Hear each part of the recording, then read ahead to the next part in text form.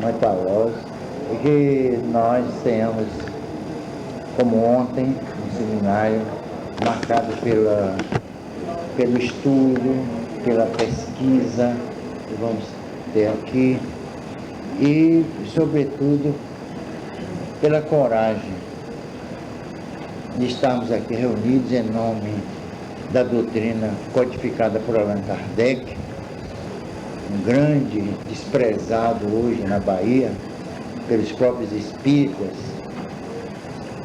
e se faz congresso aqui, não se presta nem homenagem a ele, nem o retrato dele aparece, nem o nome também,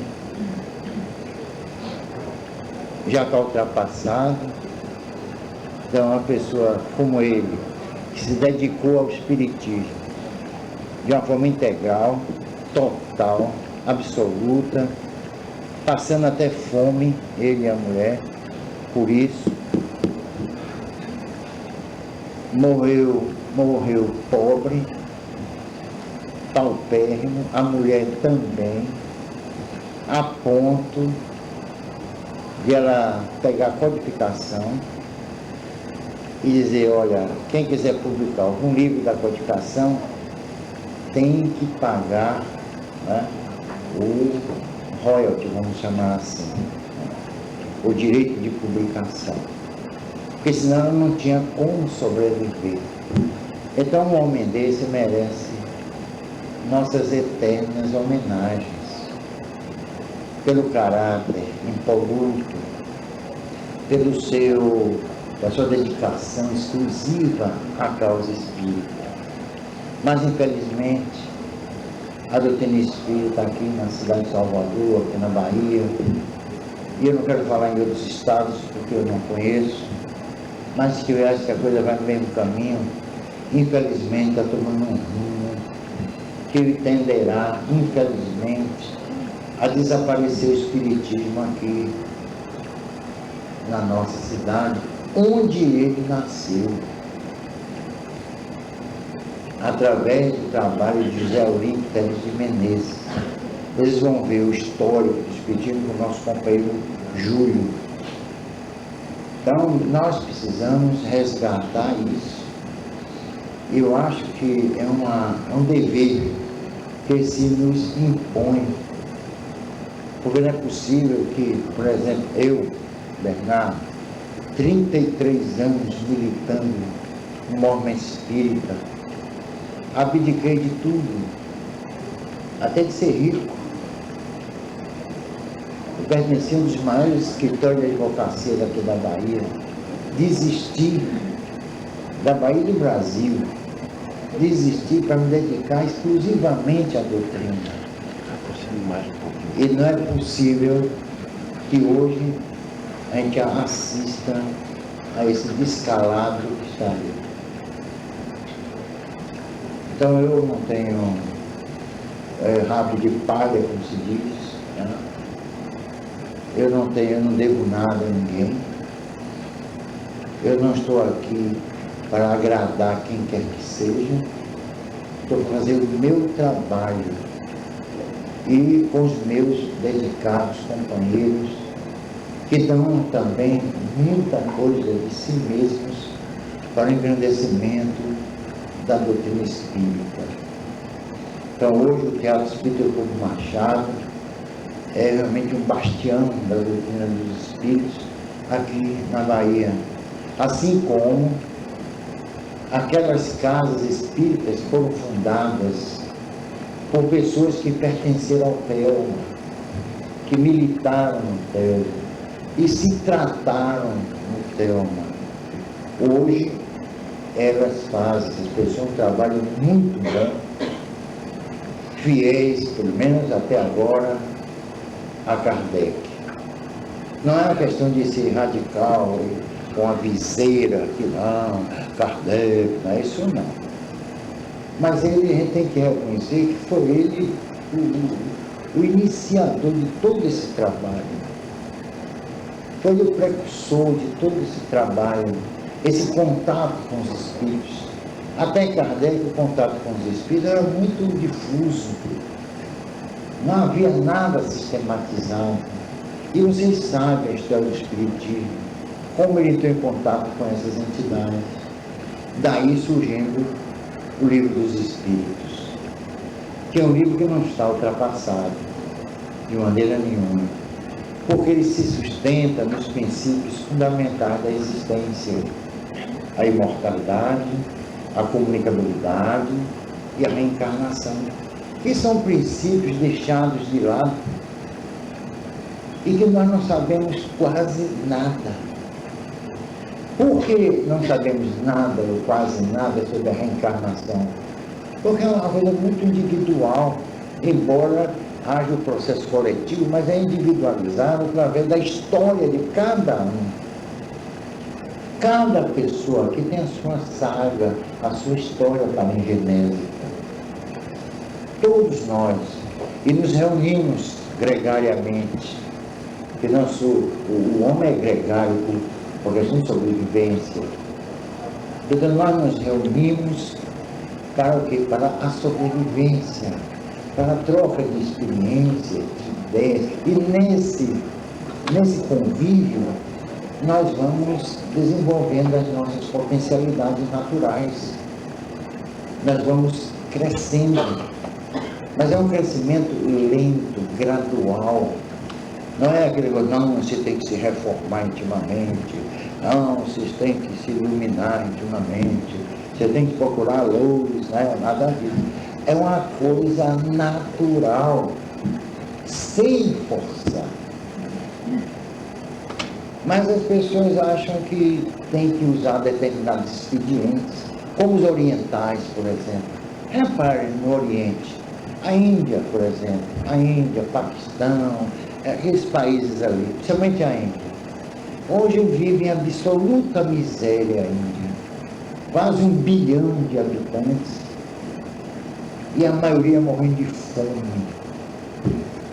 No entanto, lá surgiu a yoga, as manifestações orientais, as meditações, os gurus, não é isso?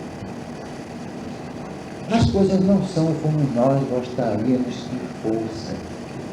Seria maravilhoso se eu tivesse uma posiçãozinha de lótus e ali, absorvendo aquela energia cósmica, eu ia me purificando.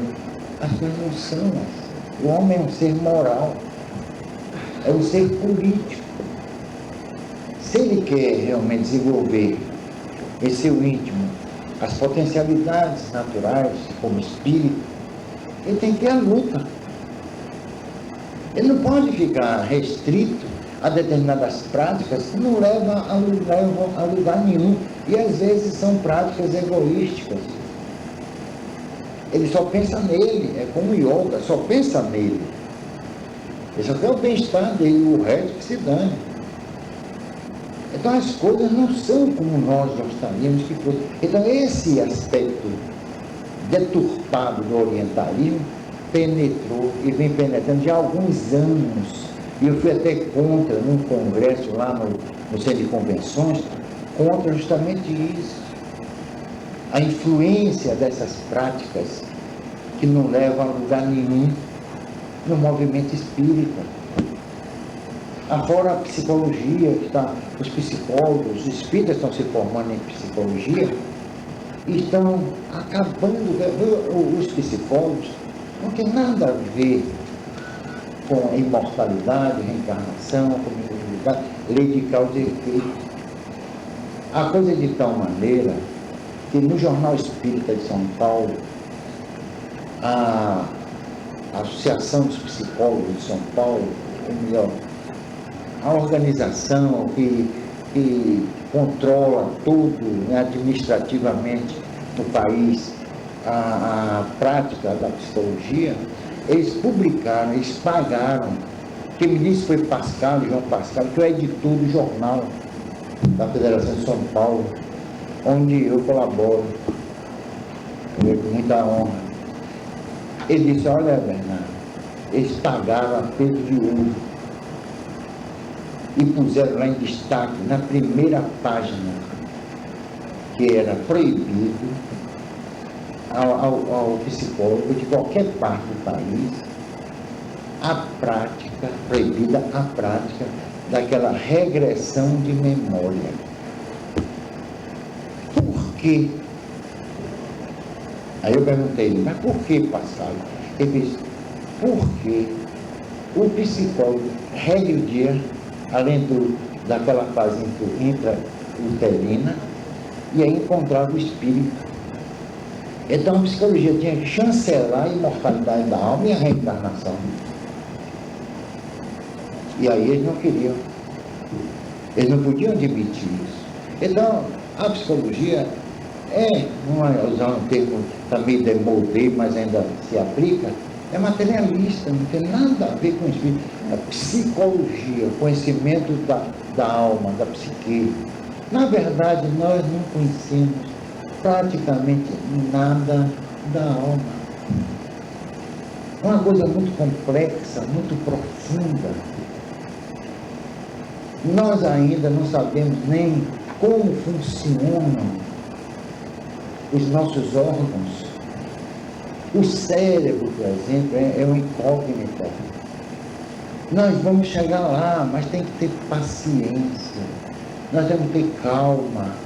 E tem uma coisa, os pressupostos espíritas, os princípios espíritas, que não são abraçados pela universalidade dos homens, como dizia Kardec, eles convidam o quê? A reflexão e, sobretudo, a pesquisa. Eu, de vez em quando, me refiro ao trabalho de Jesus. Para ele sustentar o aspecto ético, filosófico da sua doutrina, ele fez pesquisa. Vocês pensam que ele andou sobre as águas para impressionar aqueles ignorantes dos seus apóstolos? Era um recado que ele estava mandando, era uma mensagem de ciência, de experimento para o futuro. Multiplicar pães, transformar água em vinho, são fenômenos que deveriam ser pesquisados, analisados. Materializar espíritos, 2 espíritos no Monte Tabor, aquilo ali também foi uma grande mensagem para o futuro. Ali está a prova da imortalidade da alma. Não, mas ali é milagre. Milagre ou não, ele trouxe do mundo espiritual 2 grandes nomes do Velho Testamento, Moisés e Elias. Por que ele fez isso? Ele não quis nessa hora impressionar a ninguém. Não havia plateia, não havia testemunhas, a não ser os 3 discípulos. Por que ele fez isso? Qual o objetivo? Para mostrar sua força? Para mostrar que ele era o formidável? Não. Ele estava respaldando toda a estrutura ética de sua doutrina.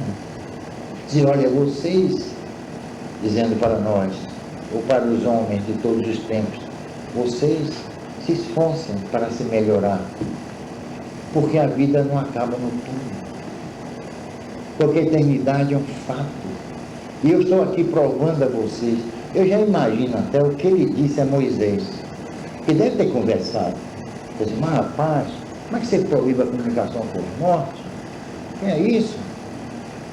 E ele, por ironia, pôs justamente Moisés ali, vivo, evidenciando que a imortalidade é um fato que passa despercebido de muita gente. Mas foi um dos pontos culminantes do trabalho de Jesus. Foi justamente essas 2 materializações. Ele inaugura a ciência experimental, à luz das estrelas. Ele não procurou uma casa, um lugar reservado. Ele foi para cima de um monte. Ele queria, era um simbolismo fantástico, mostrando a todas as gentes de todas as épocas, principalmente no mundo ocidental, que a imortalidade é um fato.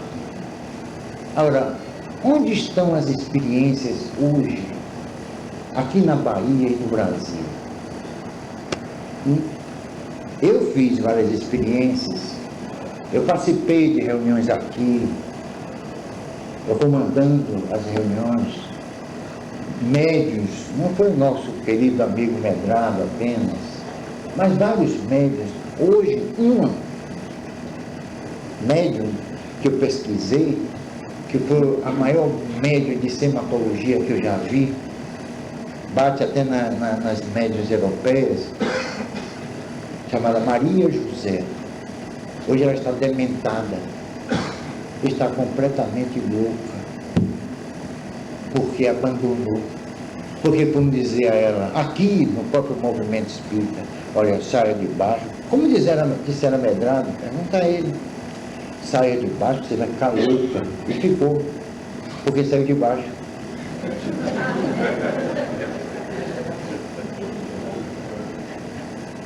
Pirou mesmo de vez. Por quê? É uma mediunidade muito especial e pouca gente conhece o seu mecanismo. E como tratar esse tipo de mediunidade? Mediante efeitos físicos. A pessoa libera muito ectoplasma. Kardec chamou de fluidos. Richer chamou de ectoplasma. Charles Richer, Prêmio Nobel de Medicina. Essa liberação de fluidos é um convite aos vampiros, tanto encarnados como desencarnados. Se não se praticar a mediunidade ali, olha, eu já encontrei muita gente em sanatório, eu já fiz desobsessão dentro de sanatórios. Agora mesmo me chamaram para fazer um sanatório aí perto de Lago de Freitas, vou arranjar uns médios corajosos para ir.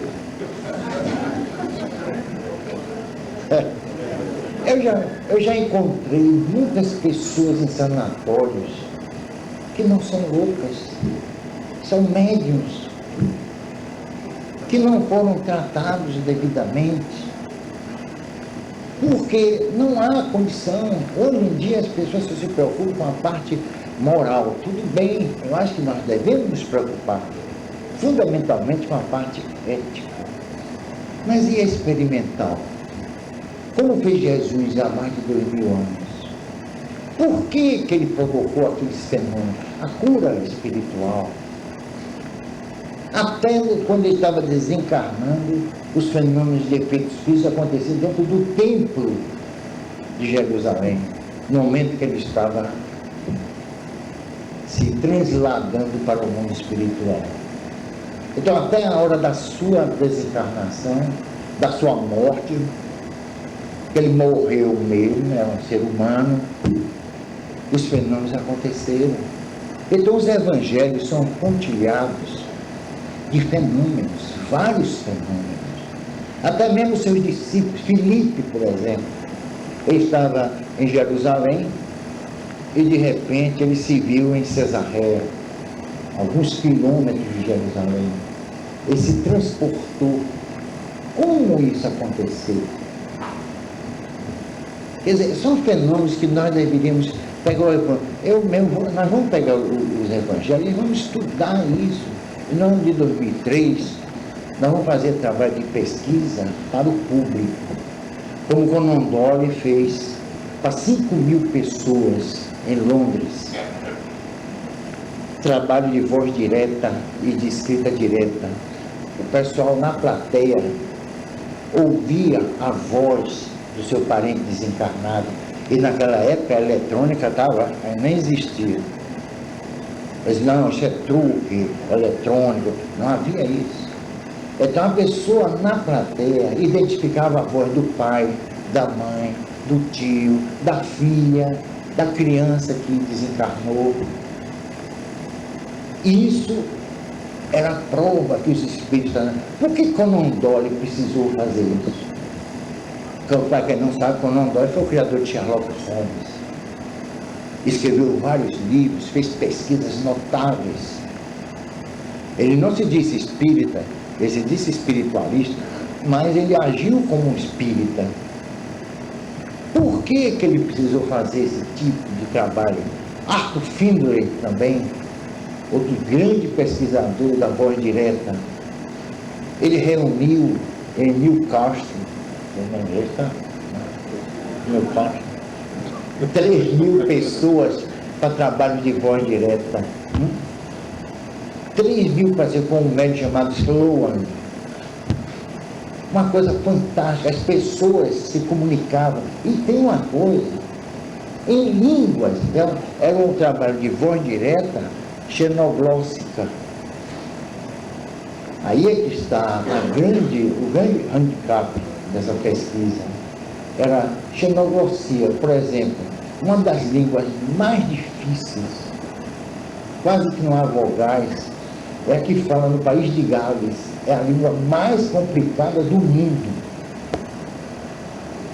Pois bem, os espíritos se comunicavam nesta língua, tanto em voz direta como escrita direta.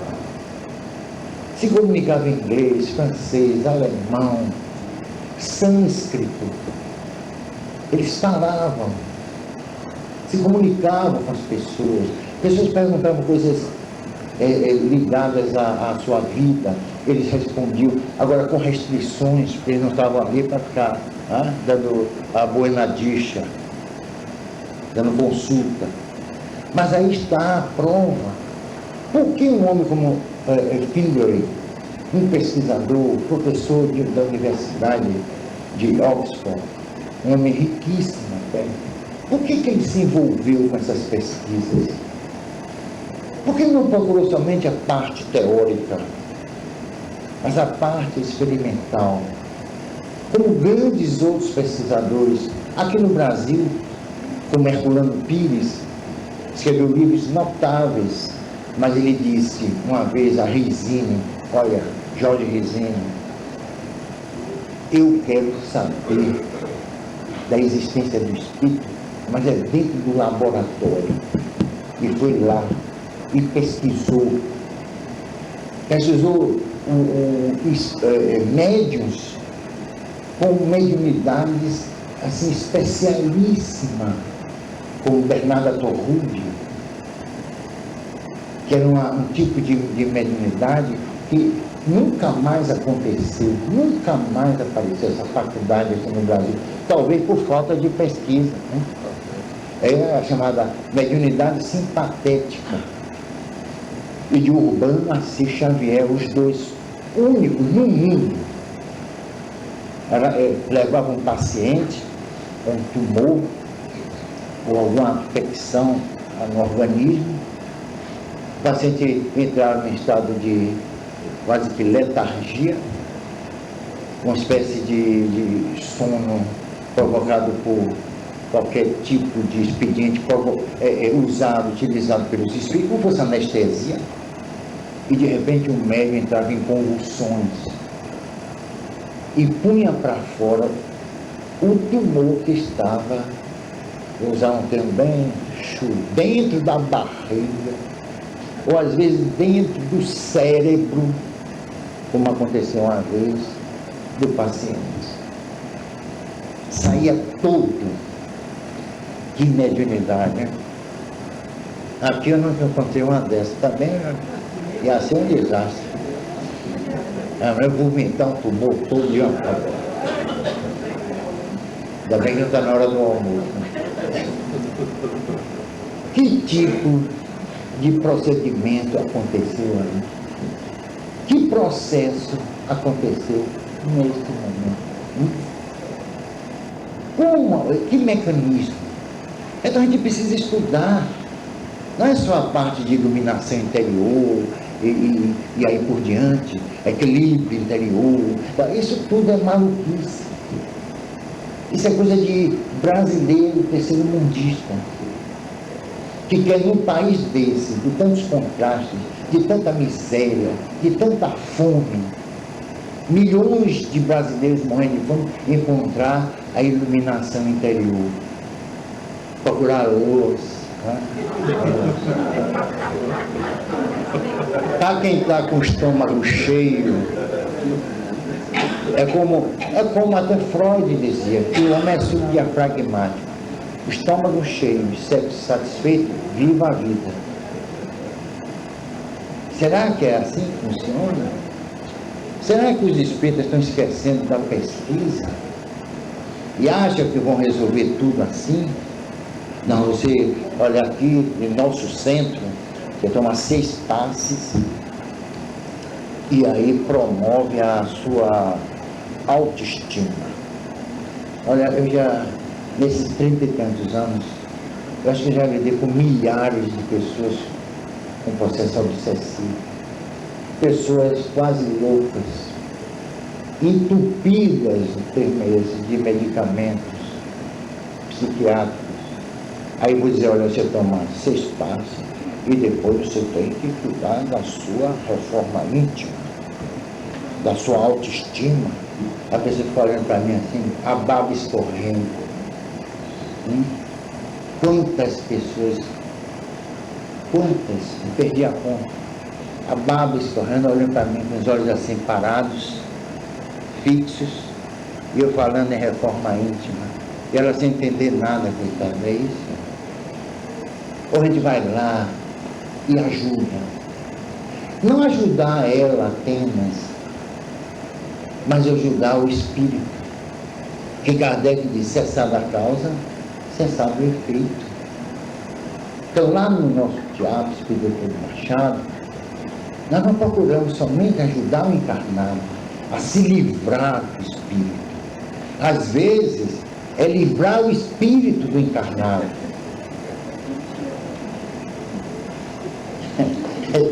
Já aconteceu lá no Gravatar um caso interessante. A médium lá resmungando. E eu cheguei perto e disse, mas o que está acontecendo? Aí o espírito, incorporado, né? Disse, não é possível, eu não aguento mais. Eu não aguento o quê? Ela. O obsessor disse, mas não aguenta com a obsessor. Quando eu descobri que ela é pior do que eu. Quer dizer, ela estava corrompendo o obsessor. Ao contrário, está vendo aí? Então ele estava querendo ir embora, desistiu da obsessão. Acho que é o único caso que eu encontrei de desistência de obsessão. Então, outra questão, a obsessão tem que ser também estudada, reestudada. Porque não é só o assédio de um espírito desencarnado sobre o encarnado, ou então do desencarnado com o desencarnado, do encarnado, aquela história. A coisa é muito mais ampla, muito mais profunda. Porque ela tem uma conotação eminentemente moral.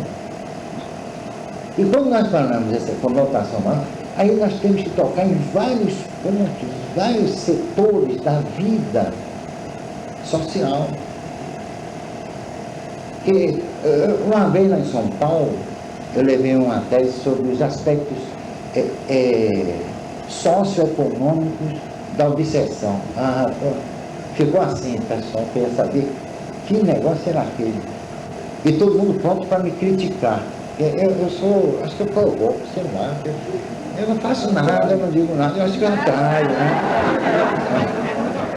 Eu acho que eu atraio esse tipo de reação. Não sei, deve ser os obsessores certamente que pegam as pessoas, né? Eu não tenho culpa, né? Aí resultado, aspecto socioeconômico, que história é essa? Aí eu expliquei. Pessoas que vêm à casa espírita são consideradas doentes, porque o pessoal lá do INSS, Companhia Limitada e outros institutos, né? Aliás, o INSS, eu quero dizer, isso nunca será solucionado, né? O INSS. Então,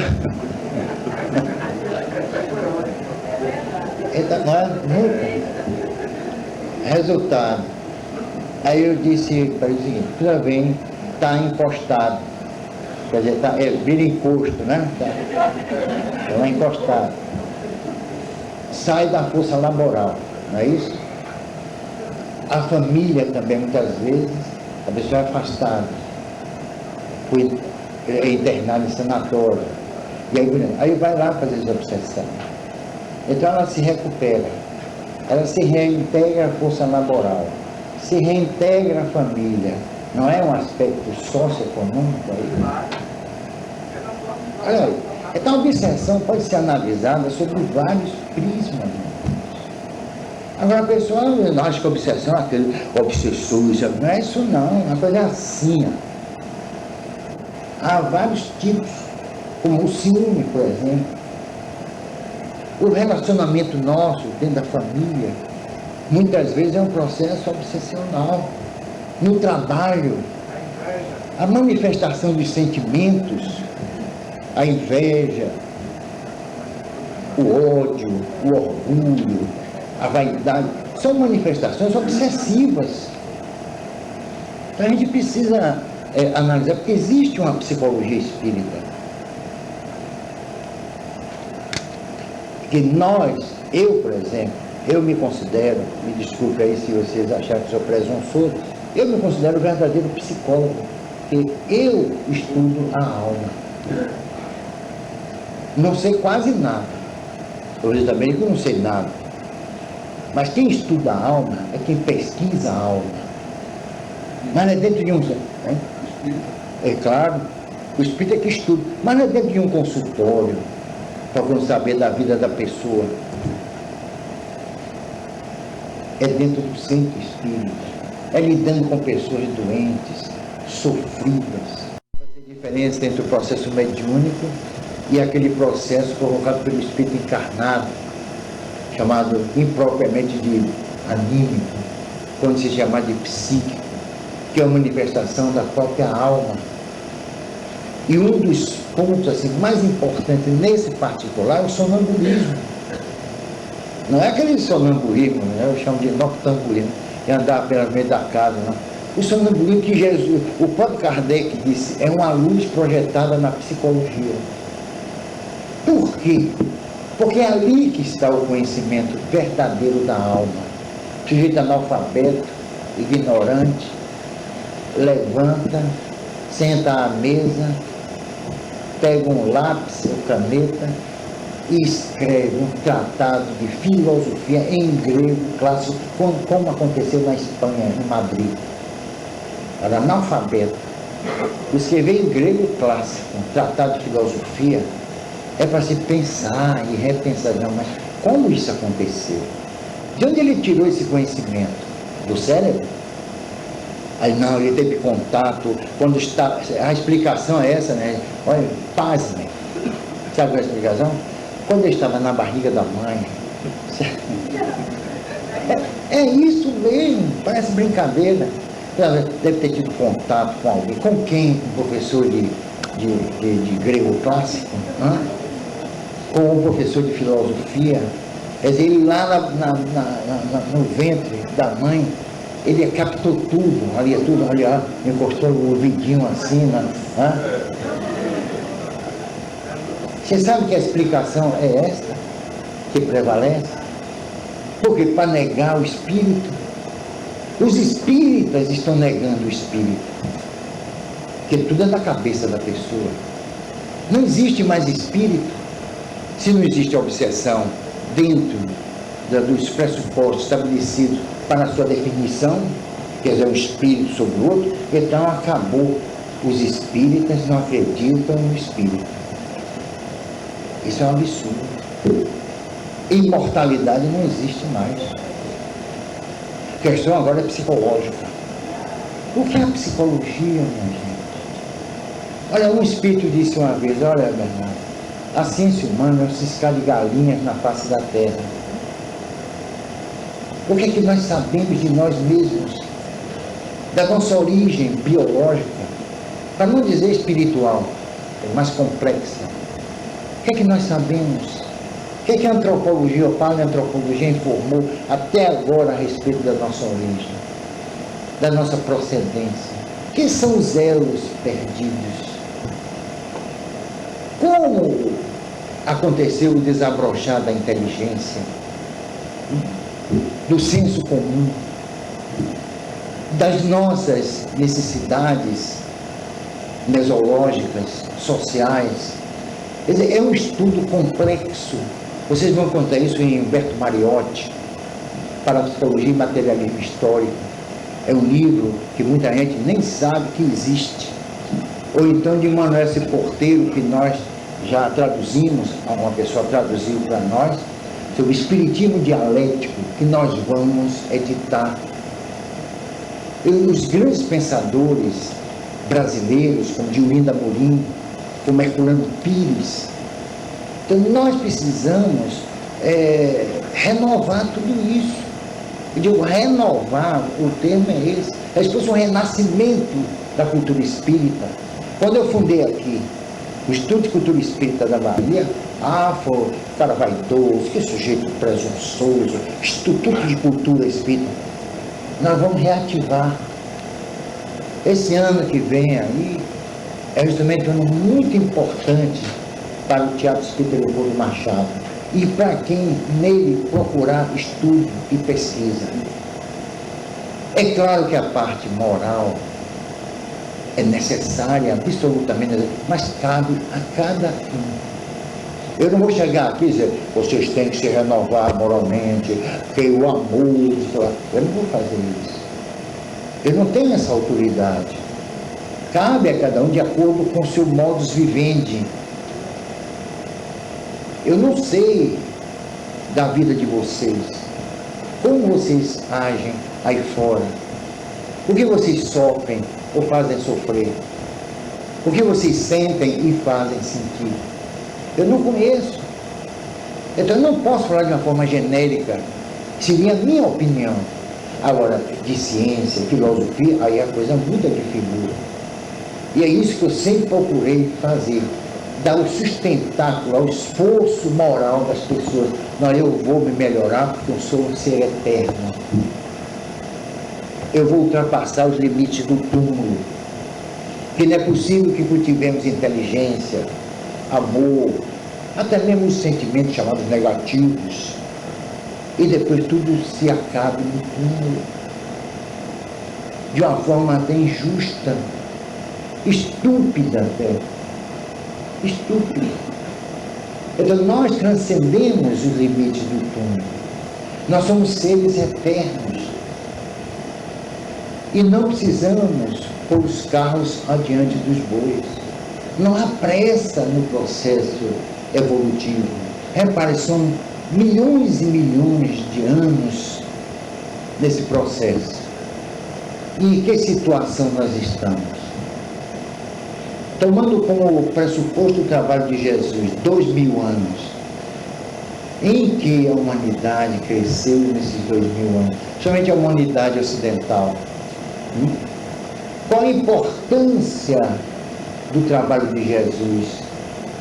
Dir-se até que ele veio inutilmente, que as religiões pregam outra coisa e não a palavra verdadeira, real de Jesus. Então deturparam, pegaram a imagem de Jesus e construíram à sua volta uma doutrina com várias ramificações. E a sua mensagem? E as suas palavras? E os seus conceitos? E os seus valores? Eu não vou perguntar aqui, porque diz que eu fico constrangendo as pessoas. Mas já perguntei no auditório de 300 pessoas, quem já estudou aqui os evangelhos, os 4 evangelhos, Mateus, Lucas, Marcos, com todas as interpolações, com todos os defeitos, tá? Mas quem já estudou? 2 pessoas levantaram a mão. Espíritas. Ela fala muito em Jesus. Jesus, enche a boca. Jesus, né? Mas não conhece o seu trabalho. Que adianta se referir a Jesus? Ele vai nos ajudar? Vocês acham que ele vai sair dos seus cuidados para ajudar a gente? Vocês acham isso? E por quê? O porquê de sua doutrina? Por exemplo, a gente põe em prática aquele sejam severos para com os seus defeitos e indulgentes para com os defeitos alheios. A gente faz isso? A gente inverte. Nós somos indulgentes. Não, eu fiz. Eu não tenho sangue de barata. E o orgulho? E minha divinidade, quando é que vai? Aí começa. Aí te inverte. Porque nós não queremos admitir que erramos. E precisamos reformular isso. É aí que está o verdadeiro crescimento evangélico. Não é dentro de uma salinha, não. É na vida, aí fora. É enfrentando fome, miséria, injustiça. E Rui disse muito propriamente: enquanto não houver justiça, não pode haver paz. E o que falta nesse país é justiça. Logo, onde está a paz? Pensa que paz é o quê? Sair pela rua vestido de branco? Com bandeirinha do PT? Que está na moda? É isso? Pregar a paz. Olha, quem prega a paz acabou de tomar um belo café, se foi de manhã a passeata, ou se foi de tarde, fez um bom almoçozinho, ainda tirou um cochilo, diz: agora eu vou para a passeata pela paz. E o que eu vi na televisão ontem? Uma família de 5 pessoas, pai, a mãe e 3 filhos. Aí a repórter, não sei se ingenuamente, esse negócio de cada pergunta, né? Quando seu pai não traz comida para casa, o que você faz? Ele te pergunta, né? Às vezes eu fico com fome.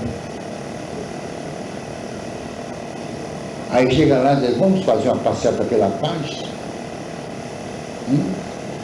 Vamos falar de equilíbrio interior, minha gente. Vocês estão com fome? E tem uma coisa. Às vezes diz um sujeito aí, que se diz espírita, olha, a fome pode ser controlada pela mente. Eu já tentei isso, não consegui. Me deu aquela fome diabética. Eu me concentrei e disse: não, eu não estou com... Quanto mais eu dizia que eu não estava com fome, mais fome eu sentia. E são essas asneiras que andam em congressos, tidos como espíritas, que não são. Eu vou falar aqui, não sei se ele vai gostar, o doutor Luiz Barreto. Eu encontrei com ele esta semana e disse: Bernardo, nesse congresso você falou em psicologia, eu até reclamei. Quer dizer, o que é que o povo conhece de certos termos? Existe uma terminologia própria, existem conceitos também, às vezes, complicados. Você vai entender o quê? O que nós devemos investir é na politização. A gente tem que se politizar para construir uma sociedade razoavelmente justa, onde nós espíritos encontremos subsídios para o nosso crescimento, o desenvolvimento das nossas potencialidades naturais, que fazem parte imanentemente da natureza espiritual. Eu acho que o caminho é esse.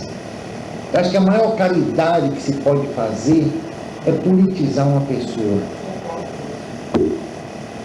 Chegar lá, esses programas para famintos vão alimentar a miséria.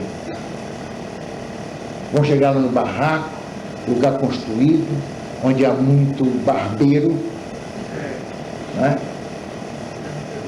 E ali fica todo mundo alimentadozinho, bonitinho, agora com doença de Chagas.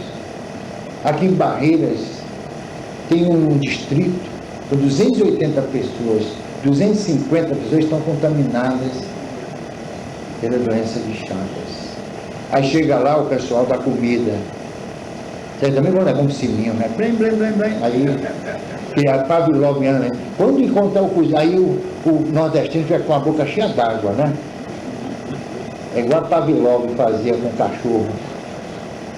Tocava o sino, o cachorro sabia que estava na hora de comer, enchia a boca d'água. Então vamos fazer isso com os nordestinos. Toca um sino, né? Que não é de Belém. Aí os nordestinos, está na hora de comida, minha gente, lá vem o mingau, tá, né? Aí resultado, vão preservar a miséria, vão preservar a doença. Que o trabalho é estrutural, não é encher o estômago do homem que passa fome, é lhe dar condições, dignidade de vida. É diferente. Aí é que está o grande desafio. E o que é que nós espíritas estamos fazendo? Nós somos mais uma religiãozinha. Você vem ao centro, não, minha irmã, você vai ser salva. Viva Jesus, não é? É assim? Não fala nem Kardec, não. Fala em Jesus. Viva Jesus! Eu conheço um, quando me vê, viva Jesus! Ele diz, viva Jesus! Falando mal de mim.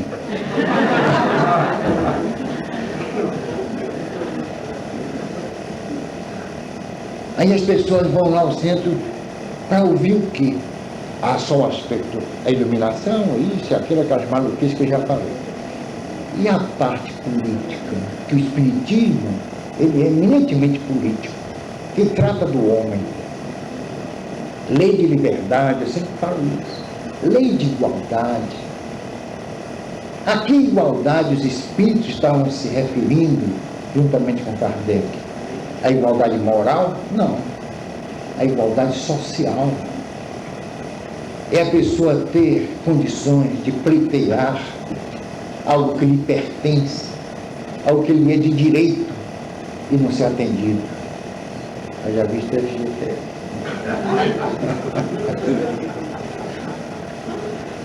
Então a pessoa pleitear aquilo, entrar na justiça, e a justiça venal como ela é, corrompida, lhe nega.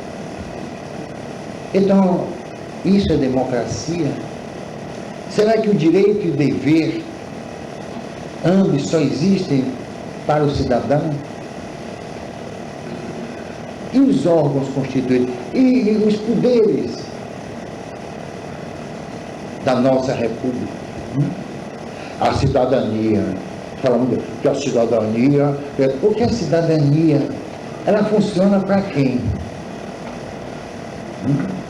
Para o povo? Será que o povo sabe o que é cidadania?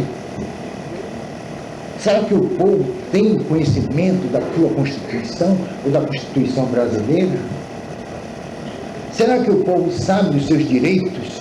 Que nenhum canal de televisão diz assim, olha minha gente, vocês, pela Constituição, têm direito a isso. Todos são iguais perante a lei, está lá escrito, não está lá? Mas a lei não nos trata igualmente. Por quê?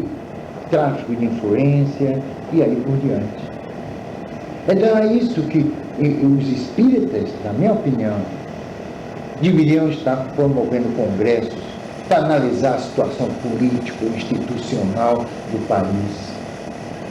Não, vamos ver, psicologia, cidadania. O que é que se falou de cidadania? Ah, o quê? Coisas bonitas, mirabolantes? Então o espiritismo não é uma religião. Ela trata do homem em sociedade. É isso. Não é moralizar o homem e levar para a sociedade. Ele vai se fragilizar. Se a pessoa conseguir a sua reforma interior, a sua iluminação interior, se tornar aquele anjinho, vá para a sociedade para ver se ele sobrevive. Uma vez acharam um absurdo, eu digo, olha, a gente tem que preservar um pouquinho as nossas maldades. São nossos anticorpos.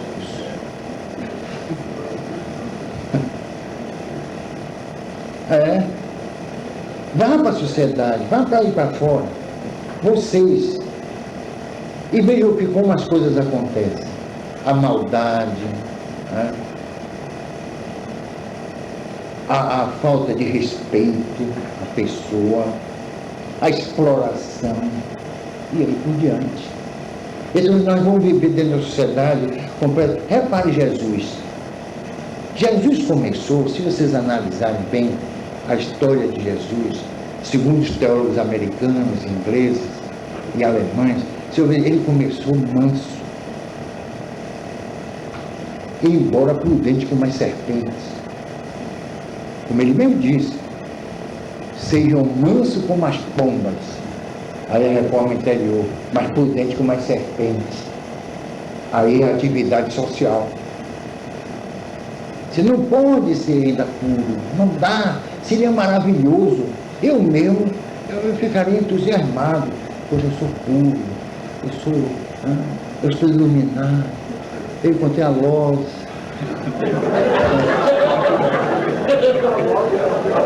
Agora, quantas pessoas, eu fiz entrevista lá na livraria Bezerra de Menezes, na Avenida 7, sala 105, né? Depois lá que são bem. As pessoas, eu escrevi, foram 20 casos, eu perdi isso. As pessoas não queriam publicar, porque, olha, eu nunca vi tanta miséria na minha vida. Pessoas assim, bem apessoadas, como se diz, contando coisas escabrosas dentro da família, principalmente. Não, mas a família, a célula mata da sociedade, realmente está matando mesmo. Mas coisas assim incríveis, que eu não posso nem contar aqui, em lugar nenhum. Que a coisa é de tal forma, quer dizer, ou vão entrar em parafuso, vão ficar traumatizados, então vai dizer que eu estou mentindo. Vamos dizer que eu estou mentindo. Eu falei que eu estou forçando até que será que está chegando? Porque meu advogado é ele. Então, resultado, eu fiz entrevistas. Olha, minha gente, eu nunca vi tanta miséria. Eu vou contar uma só para vocês. Não se escandalize. E é verdade. A minha tinha ciúme da mãe com o pai. 18 anos de idade. Ciúme. E ainda por cima disseram a ela que numa vida passada ela foi amante do pai, que essas maluquices que andam por aí. A menina entrou em parafuso e achou que estava amando o pai. Aí como fazer para afastar a mãe? Ela tinha atividade sexual na rua e contraiu uma doença transmissível, não é assim? Doença venérea. Antigamente chamava assim, não sei se ainda chama, né? Chama não? Agora melhorou. Isso é eufemismo, chama de eufemismo, né? Eufemismo. DST é partido agora? Doença sexualmente transmissível. Porque tem tanto partido aí agora, né? Aí, resultado, ela pegou a calcinha da mãe, vestiu, e depois botou lá na gaveta. A mãe contraiu a doença. Depois de várias tentativas. Como explicar ao marido? Isso a própria mãe me contando, chorando. Ele botou para fora. Ele foi conviver com a filha. Aqui na cidade de Salvador. E aí agora? Como? Vejam como ainda é a natureza humana. Vocês pensam que é um caso isolado? Não é não. Nós ainda temos, depende das provocações, é como eu digo sempre, dos estímulos. E nós somos bonzinhos enquanto não pisam em nossos calos, enquanto não prejudicam os nossos interesses. E a gente tem que se convencer disso. Não é questão de ser pessimista, mas dizer, mas como eu posso resolver essa questão? Ninguém vai impor a ninguém normas e regras para se reformar intimamente. Isso cabe a cada pessoa, diante de quê? Da sua experiência de vida. É isso que nós devemos fazer. Eu nunca, jamais vou deitar num divã de um psicólogo para contar minhas misérias. Aliás, eu visitei um amigo meu que era psicólogo, terminou ele contando a mim tudo.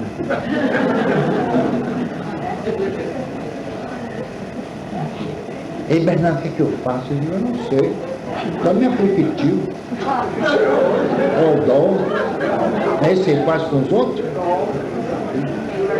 que pimenta nos olhos dos outros ainda continua refresco. Que não é questão de desprezar o psicólogo, para conta, não. Eu acho que há um despreparo completo, somente aqui. Passar 4 anos, 5 anos na faculdade, não dá à pessoa nenhuma condição de conhecer a natureza humana. Agora, pode trocar ideias, fala sozinho, eu mesmo, de vez em quando eu falo sozinho. Eu fico de noite lá, não, eu estou conversando comigo. Eu sou divã, sou paciente e psicólogo. Que a gente, olha, quando a gente é sincero, a gente pode esconder tudo dos outros, mas de nós mesmos não. E a pessoa pode chegar ao maior psicanalista do mundo, não conta tudo. Tem aquilo ali, ó, é como regressão, quer dizer, impropriamente chamada regressão, que ninguém regride, ninguém vai ao passado. Os registros mnemônicos do passado estão ali no presente. Eu já fiz trabalho dessa natureza, vários, e ao bloqueio natural. Ninguém conta tudo. Ele faz parte do seu patrimônio ético. Ninguém se revela totalmente a ninguém. Mesmo convivendo ali o tempo inteiro. Existe algo ali que é só dele ou dela. E que aquilo ali é impenetrável. Ninguém vai conseguir entrar ali. Porque no silêncio tem uma coisa. E a culpa? O que é que nós fazemos quando erramos? Procuramos esquecer. Por que cada culpa? E se alguém reacender aquilo ali, aí entra em parafuso. Como essa menina que disseram que ela fora amante do pai em uma outra vida. E ela entrou nessa.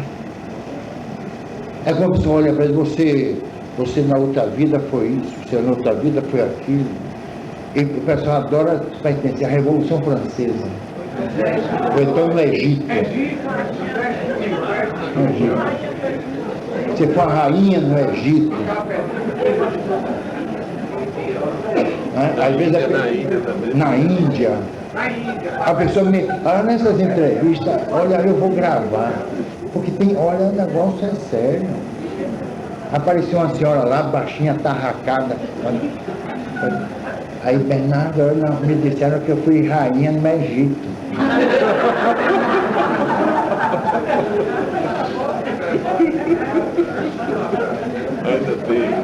Será que tinha aquele corpo lindo? E quando fala em rainha do Egito, você lembra logo que é Cleópatra, né? É o modelo, né?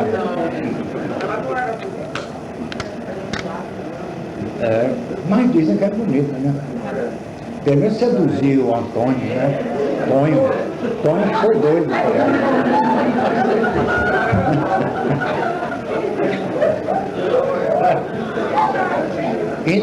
Eu perguntei a essa senhora, e vem cá, e a serpente, onde é que fica?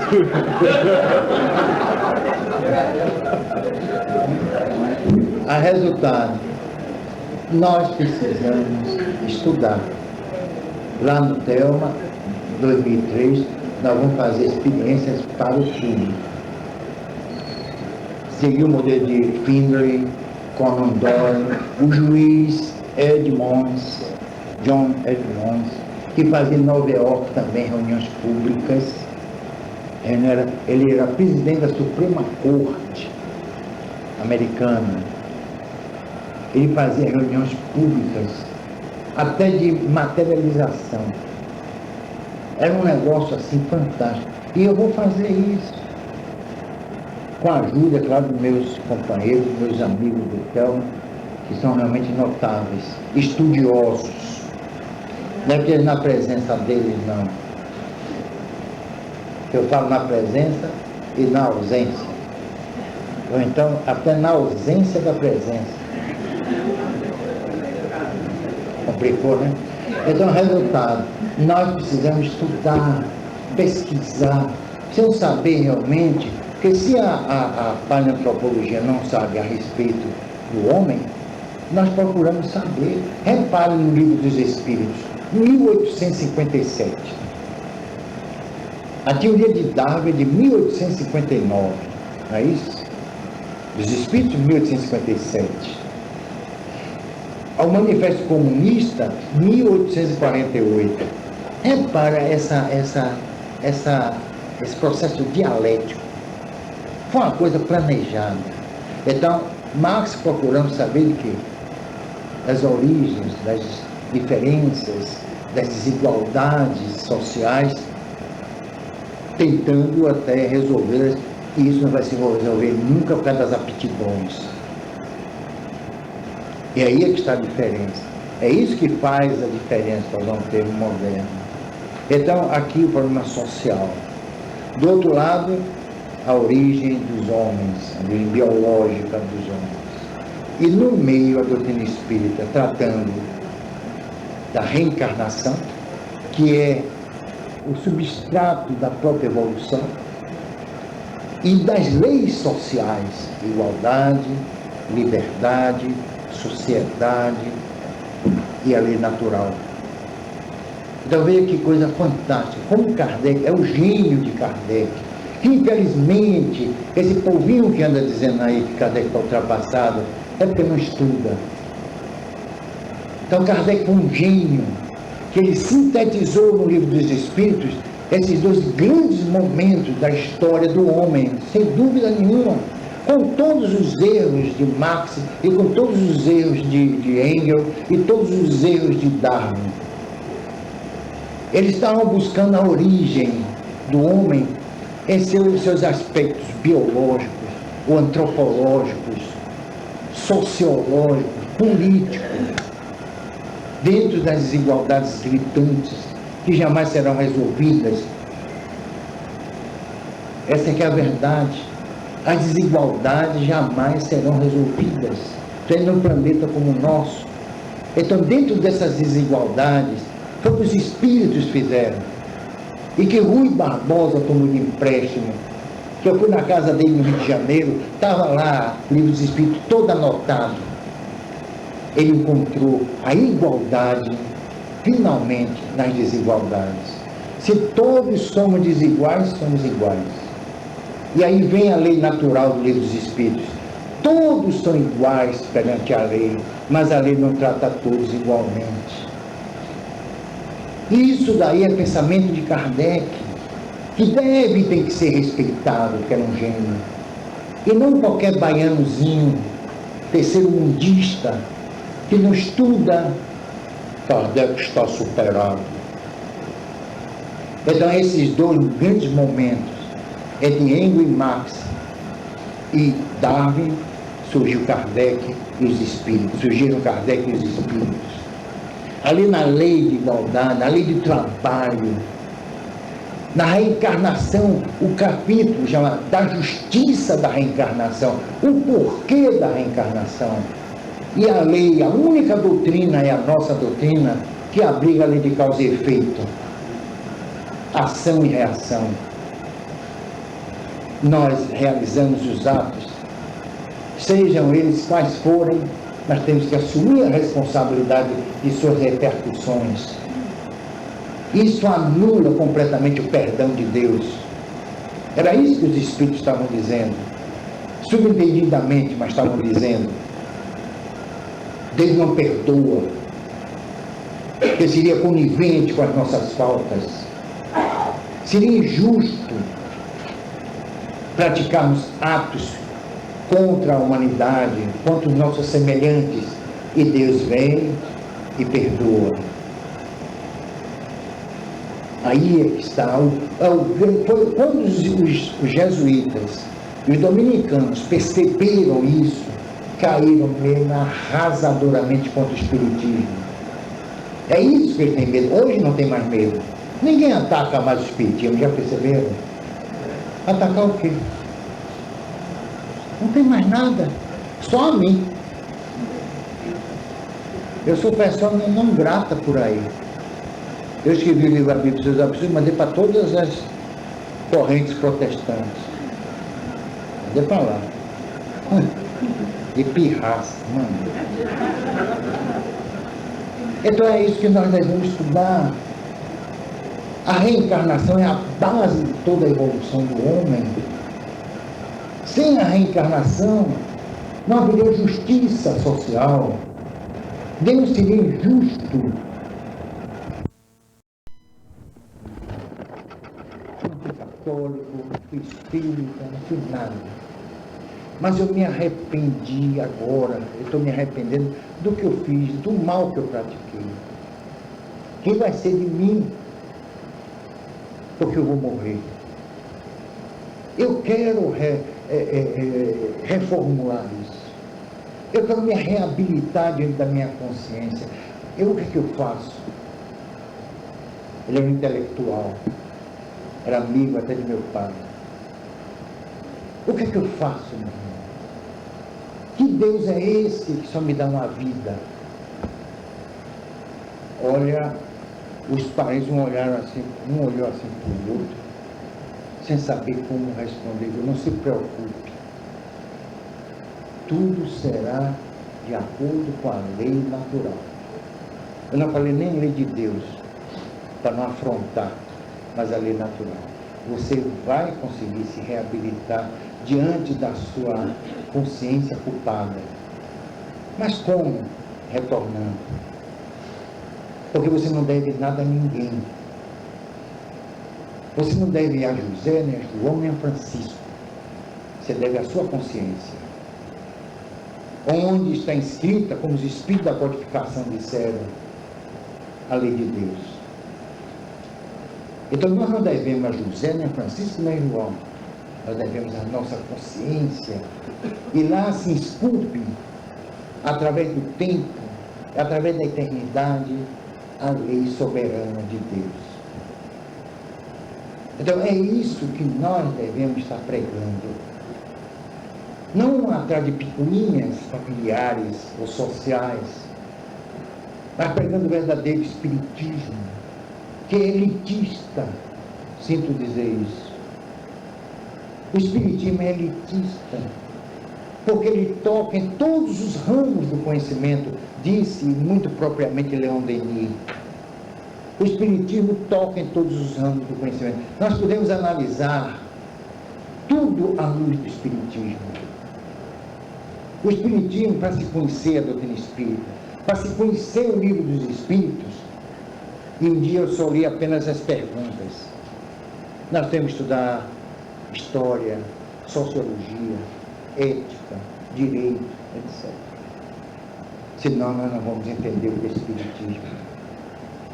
Conhecer não apenas os movimentos revolucionários franceses, após 1815, até quase os albores do século XX. Não é só isso, mas estudar toda a história social e política da Europa e do mundo ocidental, porque tudo está lá embutido no livro dos Espíritos. É um trabalho fantástico, maravilhoso dos Espíritos e de Kardec. Quem se comunicou com Kardec durante o trabalho da codificação e após o trabalho da codificação? Fénelon, gênio do iluminismo francês, uma das maiores inteligências. Goethe, o grande Wolfgang Goethe, Voltaire, Sócrates, Platão, Pascal, Blaise Pascal. Então o espiritismo é fruto da fina flor da genialidade europeia. Não foi escrito por José da Anunciação, ele foi escrito, o livro dos Espíritos, com Kardec, que era um gênio, cercado de gênios. Aí vem para aqui, para o Brasil, vem para aqui, para a Bahia. Eu não estou subestimando a nós brasileiros, mas devemos reconhecer que a nossa cultura humanística é muito a desejar. Eu me lembro, e já contei isso várias vezes, mas eu fiquei traumatizado. Aquela história da tomada da Bastilha. Rapaz, no dia 14 de julho, tanto que nunca mais ninguém fez entrevista. Acho que o pessoal da televisão também ficou traumatizado. Chegou na rua, uma senhora bem vestida, só sabe que hoje é 14 de julho, sei, sim. E hoje a tomada da Bastilha. Ah, minha filha, aqui no Brasil toma tudo. A repórter ficou assim, sem saber o que dizer. Aí veio um senhor lá, todo bem vestido, né? O senhor sabe que hoje é a tomada da Bastilha? Eu quero saber de tomada de Bastilha. Eu estou em tomar, toma o que quiser, esse Brasil não tem jeito. Então veja a cultura humanística do povo. Aí vocês pegam um texto, como eu já identifiquei, de Fénelon, a chamada Lei Natural do Livro dos Espíritos é dele. E tente falar, interprete aquilo numa casa espírita. Desculpe dizer, mas ninguém vai entender. Aí é que está. Faça um cotejo entre o iluminismo e o espiritismo, tomando como base o pensamento de Fénelon. E aí? Peguem Goethe e vejam ele lá dentro. Rousseau, Jean-Jacques Rousseau, também está lá. São gênios. Aí vem para cá e encontra o quê? Uma receptividade intelectual, filosófica? Não. Eles são rechaçados pela ignorância. Infelizmente, eu já perguntei aos espíritos por que o espiritismo veio para o Brasil. Até hoje não encontrei respostas. Ou resposta. Eu não sei o que é que ele está fazendo aqui. Está completamente desvirtuado por pessoas que se dizem inteligentes, estudiosos, e que na verdade estão comprometendo todo o trabalho de grandes nomes do espiritismo, aqui na Bahia, por exemplo. Baianos como Carlos Embaçaí, Leopoldo Machado, Alfredo Miguel, que era pernambucano, mas naturalizado baiano, Luiz Olímpio Teles de Menezes, José Pititinga, que deve estar, coitado, se remoendo no mundo espiritual, vendo todo o trabalho dele indo por água abaixo. Diolinda Murim, que também era baiana, Abel Mendonça, Aurelino Mota de Carvalho. Muita gente não sabe aqui quem foram esses homens. Eles dedicaram todas as suas vidas ao engrandecimento da doutrina espírita na Bahia. Abdicaram de tudo, renunciaram a muita coisa para se dedicar à divulgação da doutrina espírita, dignificando-a, não só através de atos sociais, morais, mas através do estudo, da pesquisa. Eu fiz pesquisa com Aurelino Mota de Carvalho, com xenoglossia, uma menina de 14 anos, empregada numa casa onde morava um casal de italianos da Calábria. Ele desencarnou. Meses depois a minha começou a falar no dialeto calabrês. Menina ignorante do interior, analfabeta. E nós pesquisamos esse caso, eu e Aurelino. Então são nomes dessa estirpe que deram suas vidas à doutrina espírita. E hoje a doutrina espírita não passa de um axé.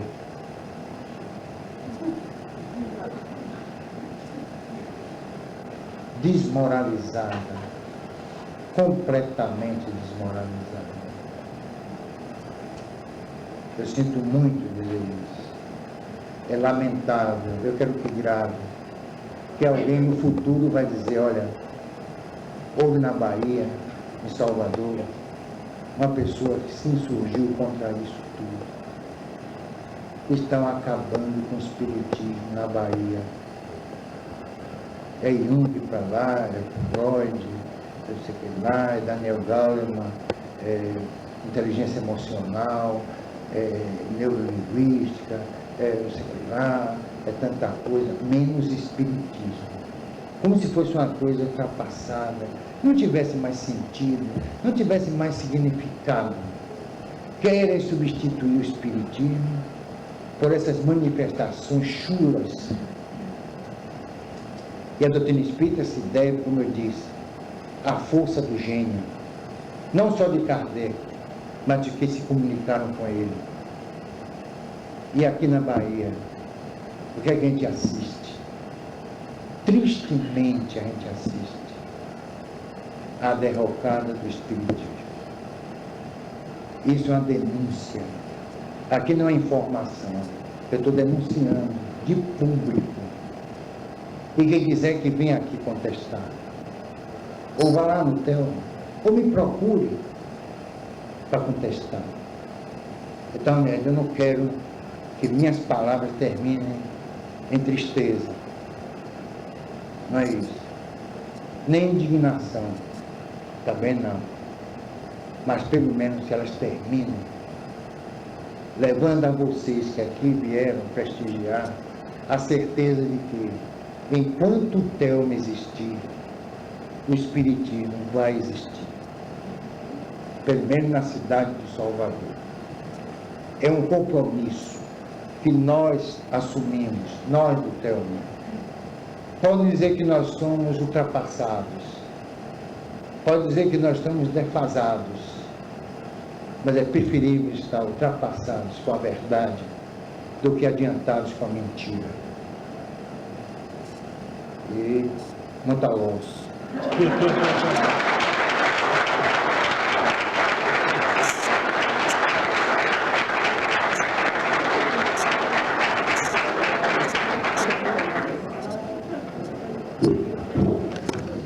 Gente, nós vamos fazer um intervalo de 10 minutos apenas, certo? Tem um copo dele de fora, chazinho, café e água mineral vai sendo perdida se apresentar, se não quiser, ok? Agradecer a todos, agradecer às pessoas que trabalharam no seminário, como Ivana, realmente uma pessoa extraordinária, Cristiane, Jair, Ivone, me lembra aí, se não, alguém vem, Orley, Luiz, Marcos, Mário, Conceição. Senão vai dizer que eu não citei, vai ter confusão. Rose, Sueli,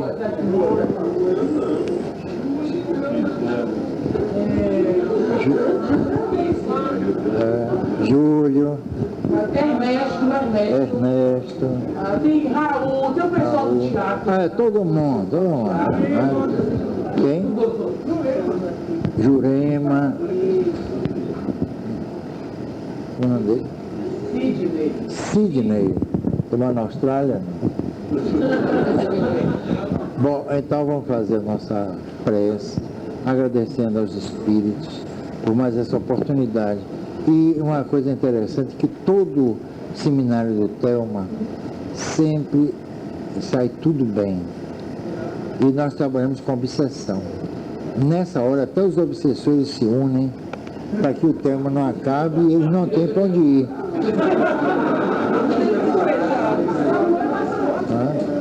Então o amor fala mais alto, porque afinal de contas são obsessores, mas são pessoas, têm sentimentos, amam, sofrem, fazem sofrer como todos nós. Então que o nosso Mestre Jesus seja sempre conosco, o nosso patrono Leopoldo Machado, que aqui esteve o tempo todo, Diolinda Amorim, que também esteve aqui, o Alfredo Miguel, quer dizer, essa pleiade de espíritas baianos com os quais eu convivi e deram tudo deles para o engrandecimento da nossa doutrina. Abel Mendonça, Luiz Olímpio Teles de Menezes, daqui a pouco eu vou esquecer, os trabalhadores espirituais vão cá.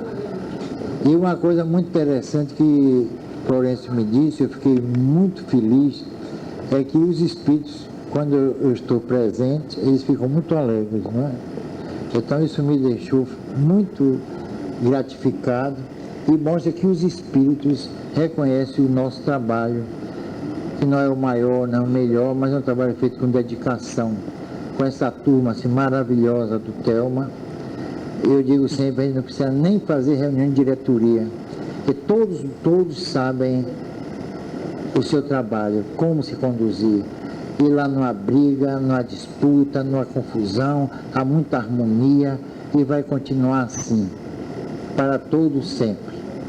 Mesmo que nós partamos para o mundo espiritual, vai continuar assim, porque é a força do Telma, é o amor dos que lá trabalham.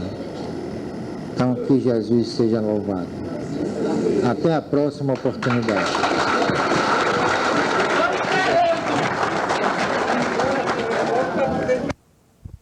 Quando chega uma menina, cabelos louros, desgrenhados, pobremente trajada, que, apresentando uma receita médica, pede aflita: meu senhor, prepare este remédio que é para a mamãe que está passando muito mal.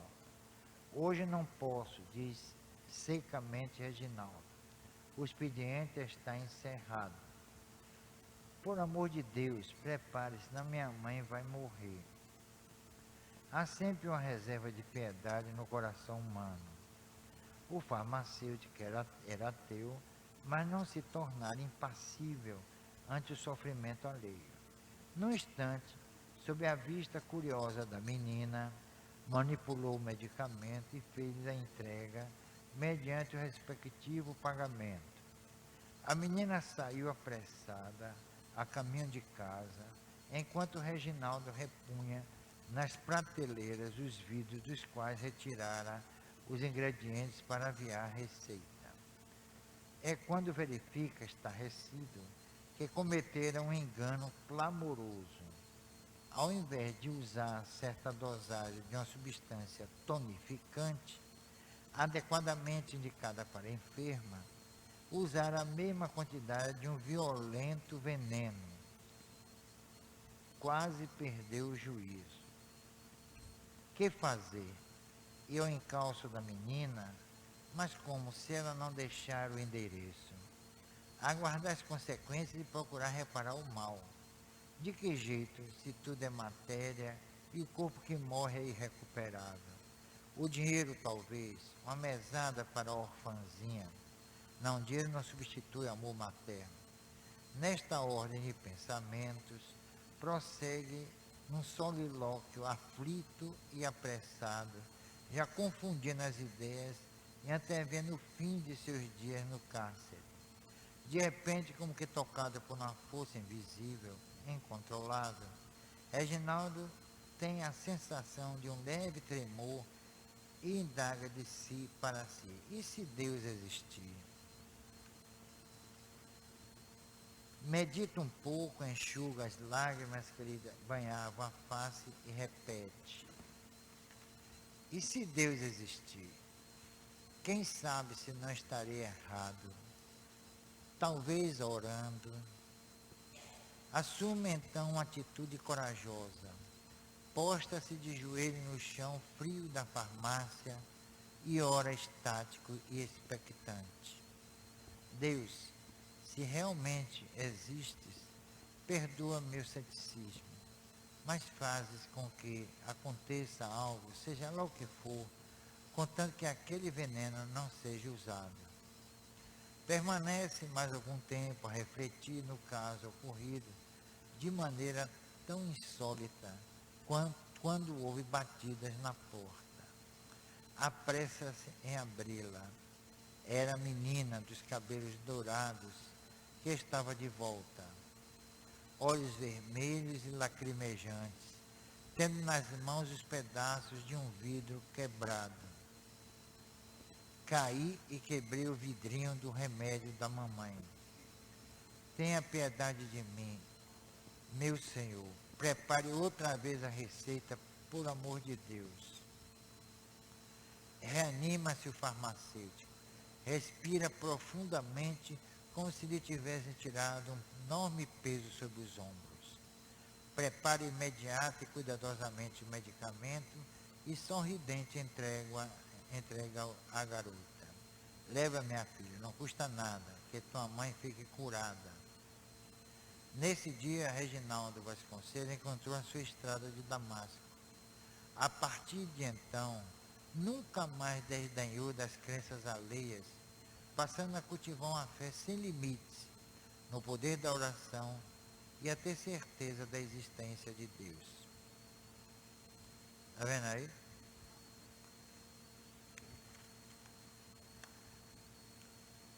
Isso serve de lição para muita gente. Nós mesmos. Que quantas vezes nós já entramos assim em contato, quantas vezes já nos deparamos com fatos dessa natureza. É claro que guardado as proporções, guardar também os seus trâmites, mas quantas vezes o desânimo já tomou conta da gente, diante de um ato praticado. Uma vez uma pessoa espírita chegou para mim e disse: olha, Bernardo, eu estou aqui arrasado. Aí eu disse: por quê? Porque eu investi contra uma pessoa amiga. Ela não era espírita e ofendeu a doutrina. E eu, em vez de compreender a situação dela, tolerar, eu investi contra ela. Pintei horrores com ela. E estou aqui arrependido. O que é que eu faço? Você acha que eu deveria ir lá pedir perdão a ela? Eu digo: não. Fique tranquilo, fique na sua. Mas eu tenho vontade, digo: rapaz, pode até piorar a situação. Fique aí. Resultado: o tempo passou, né? O tempo passa, o tempo voa, e a lei de Deus continua numa boa. Ele reencontra essa pessoa, tempos depois. E essa pessoa ele reencontrou numa casa espírita. E ele ficou assombrado. Ficou até assim vacilando para ver se aproximava dela e tal. A própria pessoa se aproximou e fez: olha, eu quero lhe agradecer. Agradecer o quê? Naquele dia em que você pintou horrores comigo, me chamou de ignorante, que eu não sabia nada, que eu conhecia espiritismo, eu fui estudar o espiritismo.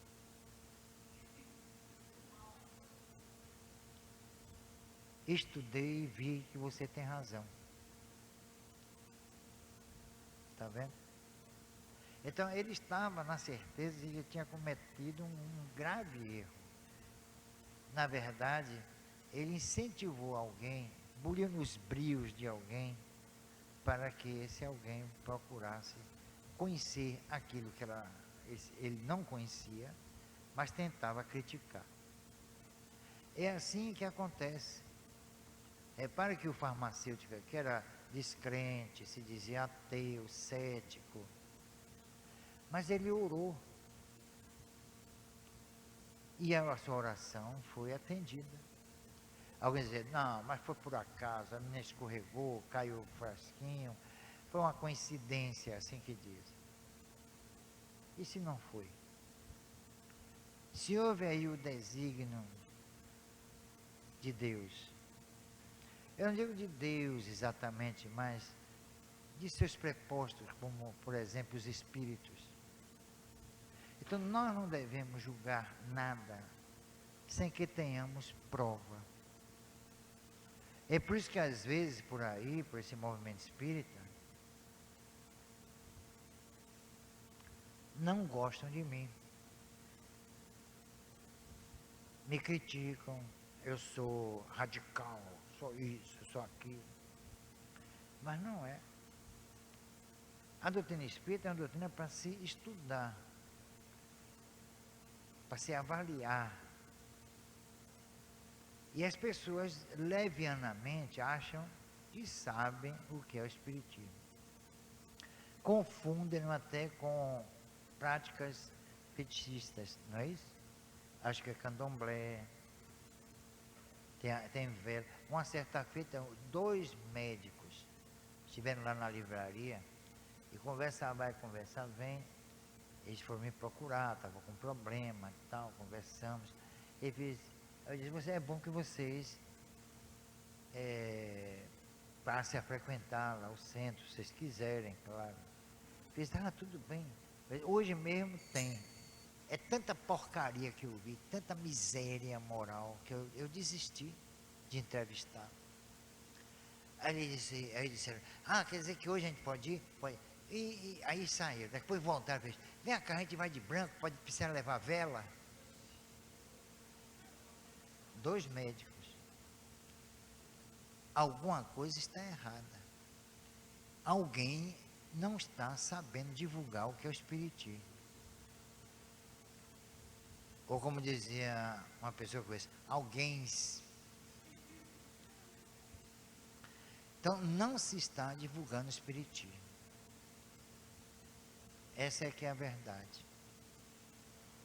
Hoje a doutrina espírita não é divulgada, parece que é ultrapassada, não tem mais sentido. Olha, mas o brasileiro tem uma mania de que pensa que tudo evolui em função das concepções dele. Você vê a música popular em que estado está? Degradada, acabou. Som de bobagem, é ou não é? Vocês viram aquele programa Fama? Vocês já repararam que tipo de música aquele pessoal canta? São os clássicos da música popular. Parece que estão querendo revitalizar que muitos jovens não conhecem. A música clássica no Brasil morreu com Vilas Boas, Vila Lobos. Morreu com Vila Lobos. Na Vila Boas também foi um grande pianista, não foi só negócio de índio, não.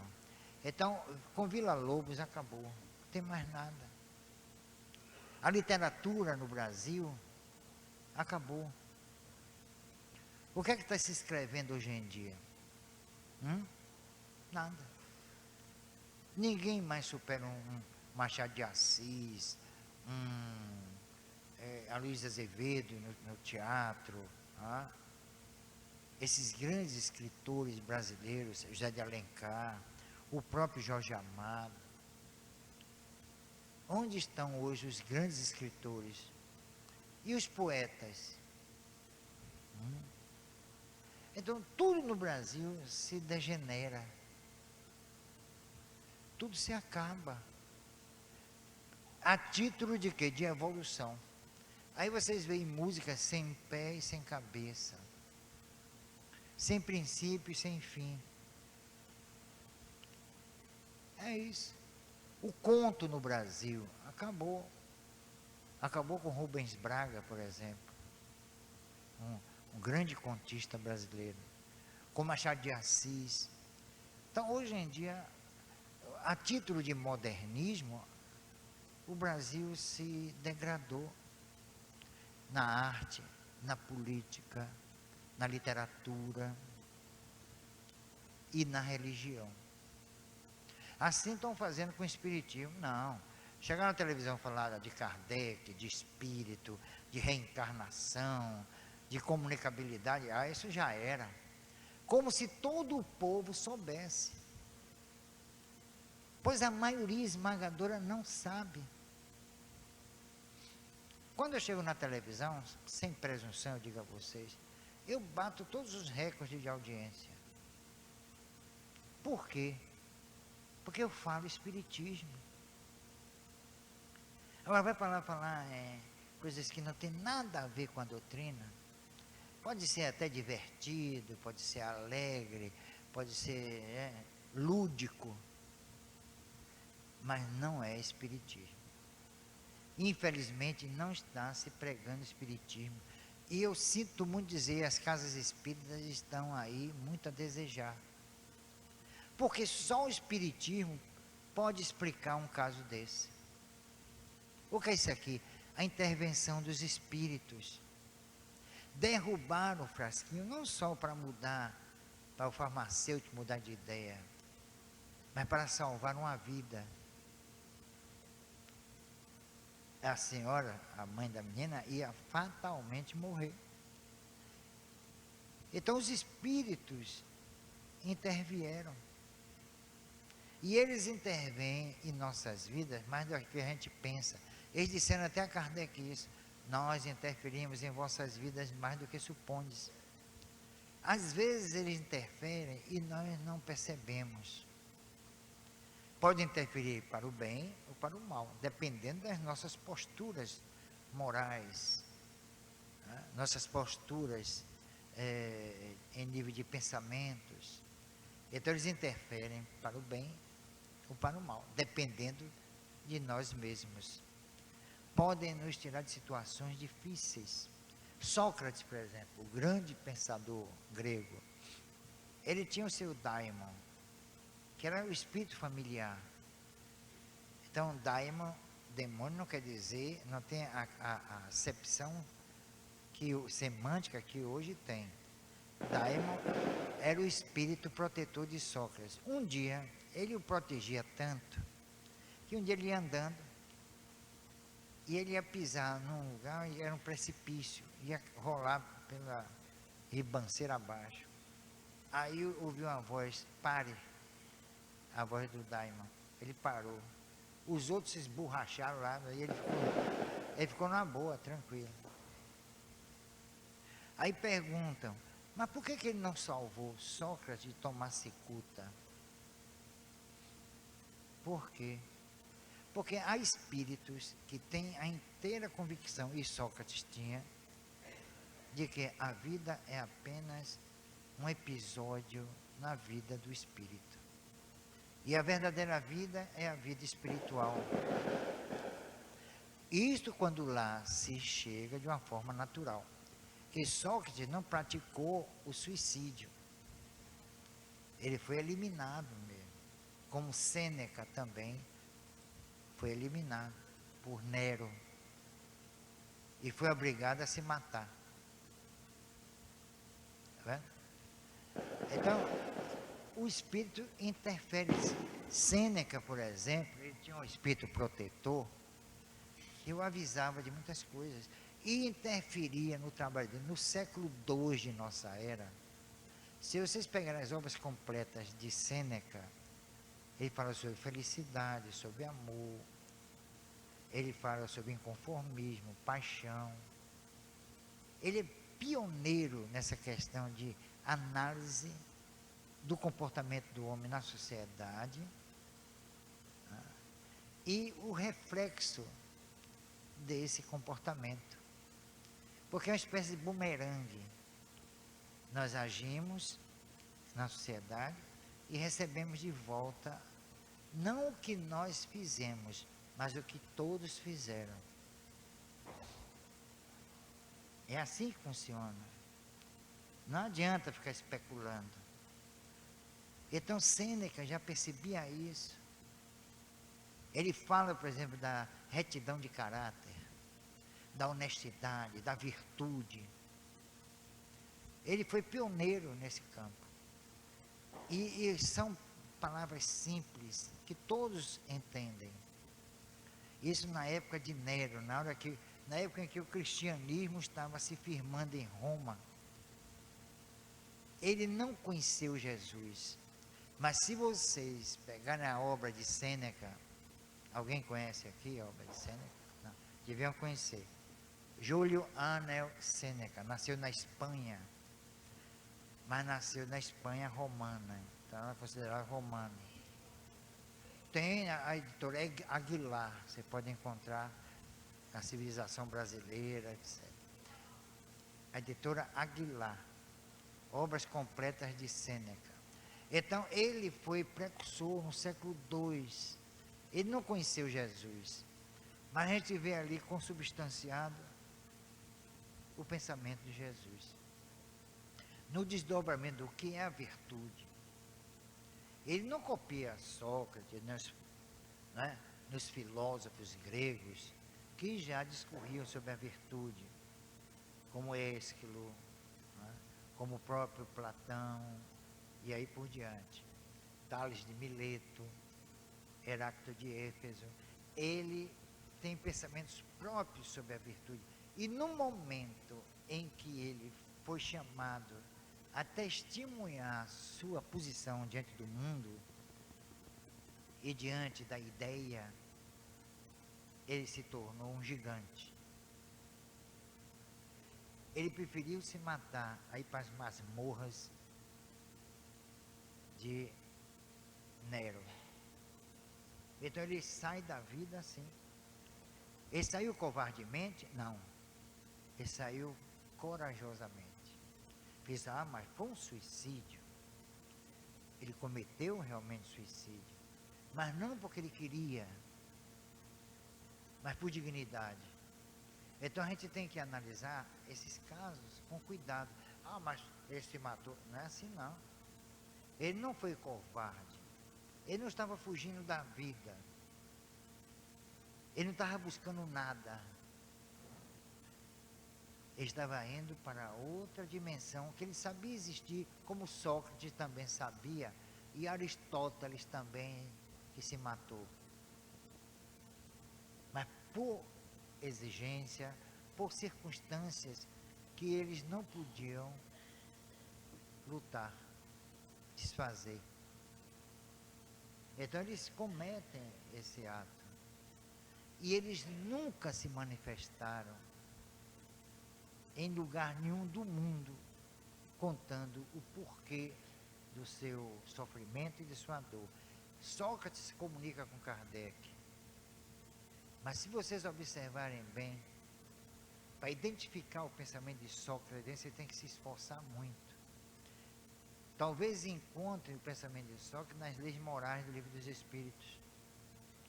Lei de liberdade, de igualdade, lei de amor, justiça e caridade, a lei natural. Eu encontrei, por exemplo, o Fénelon, que foi o grande iluminista do século XVIII, um pensador vigoroso, fantástico. Encontrei na lei de liberdade. Ele pregava a liberdade. Ele foi um dos artífices intelectuais da Revolução Francesa. Muita gente não sabe. Ele influenciou assim profundamente o pensamento ético, filosófico e político da sua época e do século seguinte, onde aconteceria nos seus finais a Revolução Francesa. Ele serviu de inspiração a um grande pensador francês e também um ideólogo da Revolução chamado Camille Desmoulins. Era um jovem de 22 anos, inteligentíssimo, gênio. Ele que fazia os panfletos defendendo a liberdade e condenando o absolutismo. Então, esse pensamento de Fénelon está no Livro dos Espíritos. O de Sócrates está diluído no Livro dos Espíritos. É uma dificuldade muito grande a gente encontrar o pensamento de Sócrates, como também o de Platão, que se comunicou com Kardec. Mas ambos, Sócrates e Platão, estão ali dentro. Eu só não encontrei Sêneca. Aliás, não se comunicou, pelo menos pelo que consta, com Kardec. Talvez, assim, um espírito amigo, um espírito protetor, ou às vezes nem dava o nome a Kardec. Mas eu não encontrei, é uma pena que ele não tenha também participado da codificação. Mas a obra que ele deixou, podem ter certeza que subsidia tanto o pensamento de Jesus quanto o pensamento de Kardec. São esses pensadores que nós deveríamos estar estudando aqui, e vamos estudar. Nós vamos ter tempo para isso. Estudar o pensamento desses homens. E eles deram exemplos. Não são esses pensadores expressam suas ideias, seus valores de uma forma assim, eloquente, emocional. Nada disso. Eles expõem seus pensamentos como se o estivesse vivendo na prática. E em épocas perigosas, perigosíssimas, como a de Sócrates e como a do próprio Sêneca. Então, esses pensadores têm que ser estudados por nós espíritas. Ah, mas o século II de nossa era, então, 1800 anos, mas o pensamento deles não está no sarcófago, não se mumificou, está aí vivo, atuante. Por quê? Porque esse pensamento diz respeito à atitude do homem em sociedade. Os pobres coitados que pensam que em estado de reflexão íntima, de autoiluminação, eles pensam que vão resolver essa questão da virtude, do amor, do orgulho, da vaidade. Não vão, não. Esses sentimentos fazem parte inerente do homem, hoje e por muito tempo. Então não podem ser descartados. Nós temos que conviver com eles, porque faz parte da nossa natureza. Nós não podemos podá-los, nós não podemos alijá-los, nós temos que viver com eles, porque eles hão de nos levar à consecução definitiva das nossas aspirações como seres eternos. Então nós não podemos deixar de lado, nós ficaríamos ocos, vazios, sem expressão, talvez zumbis perambulando pelas estradas da ignorância. Então nós precisamos desses sentimentos, nós não podemos deixá-los de lado. Então não adianta as pessoas entrarem naquele estado de reflexão. Olha, os budistas perceberam isso. Tanto que quando segundo consta, segundo relatos, registros históricos, quando Jesus chegou no Nepal, segundo consta, não há provas concretas, foi o único lugar onde ele encontrou o Zen budismo, porque na época dele já estava tudo degenerado, avalie na nossa época.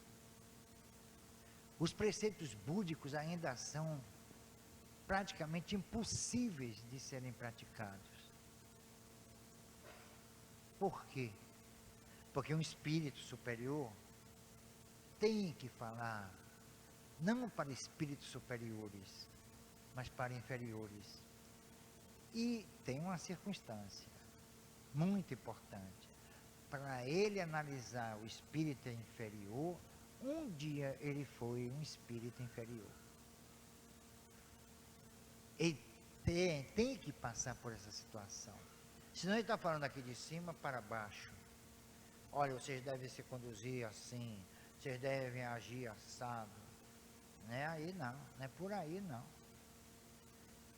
O próprio Jesus, quando ele fala à humanidade, ele dá conhecimento profundo dos caracteres humanos, não é? Está lá nas parábolas, nas suas citações, ele conhece o ser humano por dentro. Ele nunca falou em autoiluminação, autoconhecimento, nada. Ele joga na cara do homem, é assim a expressão um pouco dura, mas verdadeira, ele joga na cara do homem o que ele é. É só vocês pegarem as parábolas. Ali é um tratado da verdadeira psicologia. Psicologia é a análise da psique, da alma. É o conhecimento, vem de logos, logia, da alma. E Jesus conhecia a alma. Ele sabia quem era o homem. Tanto que ele disse, olha, eu sei quem são vocês, mas vocês não sabem quem eu sou. Porque ele era o desconhecido da maioria dos homens. E continua desconhecido, porque nós não podemos avaliar aquilo que não somos. Nós não podemos estabelecer qualquer tipo de parâmetro ou paradigma sobre o que nós não conhecemos. Nós não sabemos o que é um ser superior, não podemos julgá-lo. Jesus era um ser superior, mas havia momentos em que ele agia com dureza, quase que sem piedade, melhor dizendo, impiedoso, duro, cáustico até. Ele tratava o homem com dureza, com firmeza. Nunca vi, pelo menos nos evangelhos, até nos apócrifos, considerados apócrifos pela igreja, quer dizer, falsos, e que não são falsos, nunca vi Jesus se dirigir a um fariseu com palavras doces e amigas. Mas ele dirigia algumas pessoas assim. Era crítica incessante. No óbolo da viúva, por exemplo, os judeus davam a sua contribuição no gasofilácio, chama gasofilácio, tocavam sineta para anunciar a todos que aquele indivíduo estava praticando a caridade. Até hoje acontece assim, não é? Um dia desse apareceu um fariseu desse aqui, e aí emitiu um cheque, aqui Bernardo, para o centro, tinha gente como que olhando. Eu digo, é pena não ter uma sineta.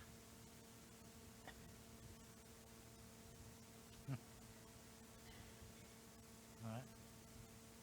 Não tinha uma sineta. Aí Jesus observa, ele ensina a gente assim, com exemplo através da crítica. Observem bem, vem aquela mulher pobre, sem recurso, pega aquela moedinha e põe lá. Ninguém toca a sineta, mas ele chama a atenção que aquela é a verdadeira esmola. Aquela foi dada com amor, com renúncia. E o sino não tocou para ela. O que é que ela estava dizendo? O que é que ele estava fazendo? Ele estava assim, criticando aqueles que davam por ostentação. Então o ensinamento de Jesus é todo crítico, eticamente crítico. Não tem nada a ver, porque Jesus, na sua infinita misericórdia, que o amor, vocês já viram essas palhaçadas por aí, não? Isso é palhaçada. É transformar o pensamento vigoroso, ético, superior de Jesus. É jogá-lo nos braços do misticismo. Inconsequente. Então eu vejo Jesus assim. Uma vez pessoas dizem, parece até que ele conviveu com ele. Eu não convivi com ninguém.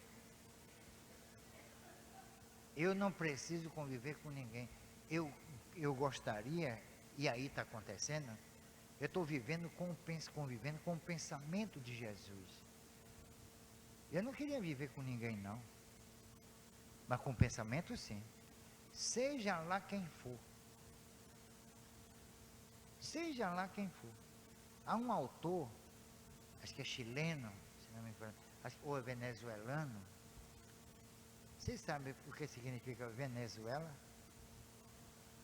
Venezuela, vocês sabem? É Veneza pequena. Venezuela. Então, era Venezuela, chamado Pitigrilli. Ele escrevia porcaria. Era pornô puro.